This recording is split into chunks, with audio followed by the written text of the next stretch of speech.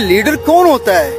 Leader कोई जमीन वो सड़कें नहीं बनाता, सड़कें तो बल्दियाती इदारों का काम होता है बनाना। लीडर तो कौम बनाता है, कौम की सोच बनाता है, कौम का विजन बनाता है, फ्यूचर की प्लानिंग देता है और कौम को सारी दुनिया के सामने रोशनास कराता है और दिलाना तौर पर फैसले करता है और कौम को सारी दुनिया में इज्जतदार और बावकार बना के उठाता है।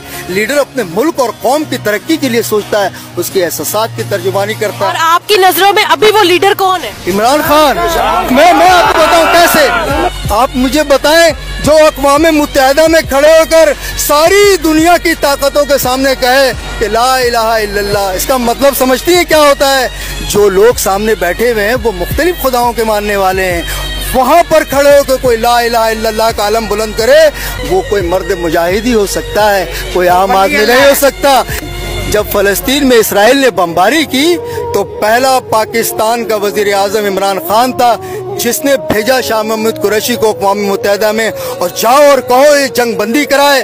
और हमारा वजीर खारजा एक बहादुर लीडर की क़यादत में एक इसराइल खातून के मीडिया एंकर के सामने बैठ के कहा, इसराइल डिपॉकेट, कि ये वाहिद वो ये मीडिया को कंट्रोल करने वाला इसराइल है जो सारी दुनिया की मीडिया को कंट्रोल करता है। किसी में जुर्रत इतनी बात कर सके दुनिया के सामने?